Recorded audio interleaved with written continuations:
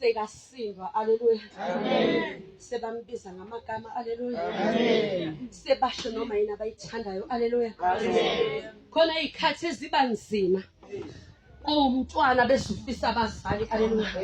Epha bathema bethi ndodana yomuntu nangumama wakho ngapha. Haleluya. Na umndeni wakho ngapha ukhona. Wathi umndeni wami iloni nginawo. Haleluya. Namhlanje indodana yomuntu mayizoqala besifela mina nawe. Haleluya. Cela mayisiqala besiyavuka bese kusulwa konke. Haleluya. Ngoba singabazali siyahamba. Haleluya. Sithole nezinto engamele sithwale. Haleluya. Sithwalele isizwe sonke. Haleluya. Sithwalele abantwana bethu. Haleluya. Kepha lelo gazi liyophalala. Haleluya. Ngaphansi kwendawo. Haleluya. Kodwa sehamba manje sesiyakhuleka. Haleluya. Ngoba ngaze ngambona kaJehova inqotshiwe. Haleluya. Namhlanje wathi noma ethuthumela njengoba nathi besithukile. Haleluya. Ukuthi khona kwenzakalayo ngaphansi kwendawo kepha azange silahle ithemba. Nomntwana womuntu wathi azange ngilahle ithemba ngoba wayemazi amkhonzayo. Haleluya. Nami namhlanje ngisathi isangilethe endleleni. Nami namhlanje ngisayifananisa naye. Namhlanje ngithi kodwa ngiyamazi umhlengi wami. Haleluya. Haleluya. Ayimevuka elangeni ezovuka ngalo besavuka nami. Haleluya. Senehlangenyuka. Haleluya. Senthuka izinhlamba. Haleluya. Sezingilethela. Haleluya. Kepha mangaphela amandla ngoba ngiyamazi. Hey.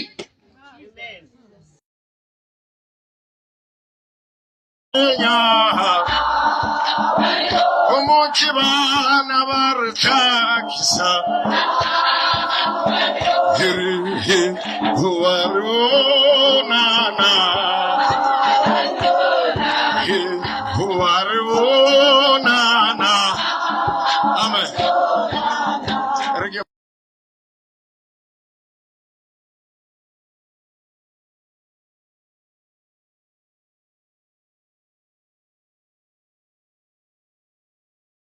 Kepha yona ndawo yokuthulula. Haleluya. Uthi noma usiza ukuthakathaka kepha uthi la ngiyakhona ila kufanele ngiphole khona ila kufanele yothulula khona ngimemeza umveli inqanga. Ngoba yena useduze nabogogo nabokhulu bese ngiyamemeza ngingasabi nangamalanga okugcina ngithi baba bathethele ngoba bakwazi abakwenza bese uNkulunkulu adlala indima yakhe. Haleluya. Namhlanje ngaphansi kwendawo ngicela ukushiya ngenzwala bese ngiyangithwalisa ngoba ngikhona ukuyithwala ngingedwa bele bese ngimemeza yena ngoba bese sihamba sehlele ngoba kunzima ndawo yasinda. Haleluya. Ngiyasinda ukuba umphathi. Hamba siyangena siyaphuma ey'bhedlela. Haleluya. Uthi uyabuza ukuthi uphethwe yini kanti kusase yi-test. Haleluya. uNkulunkulu uyathesta ukuthi uqine kangakanani. Cela lela gazi lendodana yakhe bese nami ngiyathelwa ngalo lize lehle njalo ngophethwe izambatho zami bese ngifumana ukuqina bese ngifumana ukuphola. Haleluya. Amen.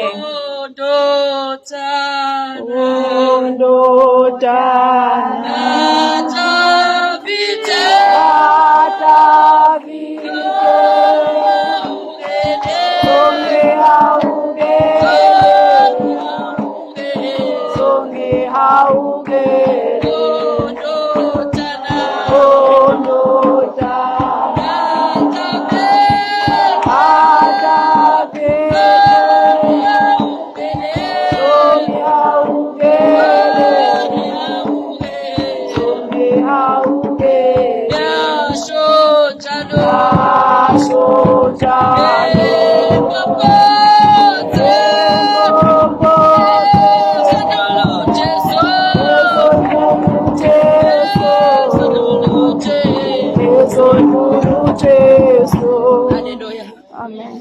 Baba bathethelele noma ngabe sebenzeni. Haleluya.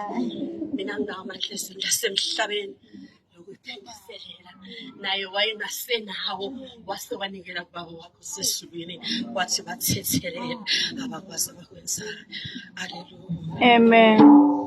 Ongiyamazumelo se Azumelo Oh, ngiyamazi ubaba wami. Ever since Ugogo Skhotheni announced that she's no longer a Sangoma, people are coming for Ugobela wakhe uNkanyamba, dragging Ugobela wakhe to the field ukuthi akamkhulisanga kahle, akamthwasisi kahle, inyanga yougobela yo-fake. So siyakuse kumaphasika, she was preaching esontweni, and people started dragging uNkanyamba lapha kuma-social media platforms singokuthi uthatha tindzaba tiyise pulpit. So people were assuming ngokuthi upreacher ngagogo Skhotheni, and she was not even preaching about uSkhotheni, bekade preachela nje yasesontweni. But because bantu bayethu ukuthi ngigobela wakhe, they started dragging lo mdzala laphana kubo TikTok, saying ngokuthi why athathe tindzaba tiyise pulpit. Cha ngiyatibuta guys ukuthi lo make lona mara utokuthola akuphumule empilweni yakhe just because ungigobela was Skhotheni. Please do comment what you think below down in the comment section. I'm signing out. Good.